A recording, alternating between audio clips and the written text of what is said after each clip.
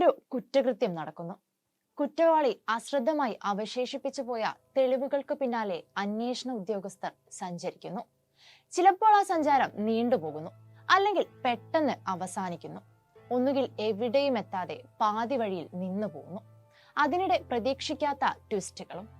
ഇങ്ങനെ കുറ്റകൃത്യങ്ങൾക്കും അന്വേഷണങ്ങൾക്കും പിറകെ സഞ്ചരിക്കുന്ന ക്രൈം ത്രില്ലറുകൾക്ക് പ്രേക്ഷകർ ഒട്ടേറെയാണ്. ഓരോ ക്രൈം ത്രില്ലറുകളും വ്യത്യസ്തത പുലർത്തിയില്ലെങ്കിൽ കാണികൾക്ക് വിരസത അനുഭവപ്പെടും.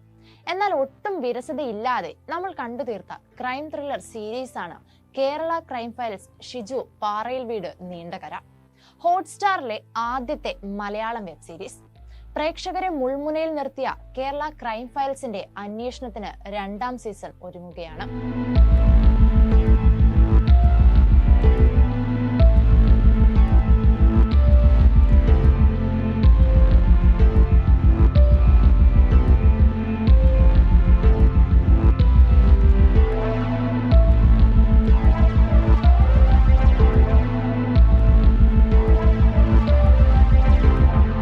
ഡിസ്നി പ്ലസ് ഹോട്ട്സ്റ്റാറിലെത്തിയ മലയാളത്തിലെ ആദ്യത്തെ പരമ്പരയായിരുന്നു കേരള ക്രൈം ഫയൽസ്.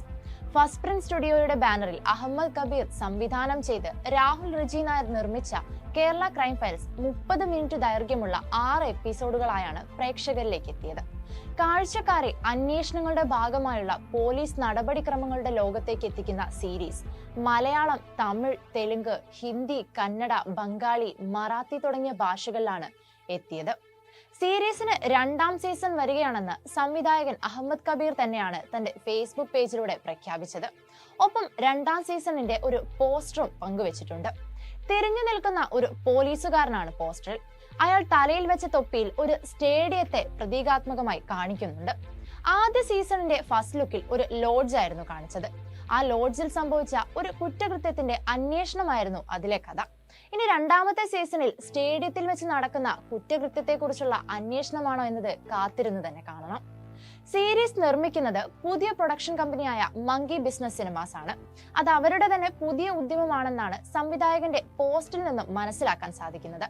അടുത്ത ആഴ്ചയാണ് ചിത്രീകരണം ആരംഭിക്കുക. അഹമ്മദ് കബീർ തന്നെയാണ് സംവിധാനം.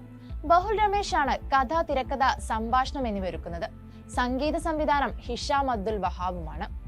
അജു വർഗീസ്, ലാൽ എന്നിവരായിരുന്നു സീരീസിന്റെ ആദ്യ ഭാഗത്തിൽ പ്രധാന കഥാപാത്രങ്ങളായി എത്തിയത്. ഒരു ലോഡ്ജ് മുറിയിൽ കൊല്ലപ്പെട്ട നിലയിൽ ഒരു സ്ത്രീയുടെ മൃതദേഹം കണ്ടെത്തുകയും അതിനു പിന്നാലെയുള്ള അന്വേഷണവുമായിരുന്നു കഥ. അന്വേഷണത്തിനിടയിൽ ലഭിച്ച ഒരു അഡ്രസ്സാണ് അവർക്ക് പ്രധാന കച്ചിത്തുരുമ്പാകുന്നത്. ആ അഡ്രസ് തന്നെയാണ് സീരീസിന്റെ പേരിലും ഉണ്ടായിരുന്നത്. ഇപ്പോൾ വരാൻ പോകുന്ന സീസണിൽ ആരാണ് പ്രധാന കഥാപാത്രമെന്നും എന്തൊക്കെ രഹസ്യങ്ങളാണ് ഒളിപ്പിച്ചു വെച്ചിരിക്കുന്നതെന്നും കണ്ടറിയാൻ കാത്തിരിക്കണം. Entertainment desk, movie world media. നിങ്ങളുടെ ഡിസൈനർ ഹോം എന്ന സ്വപ്നം യാഥാർത്ഥ്യമാക്കുന്നു. സാൻബിൾഡ് ഡിസൈൻഡ് ബൈ കോൺസെപ്റ്റ്സ്.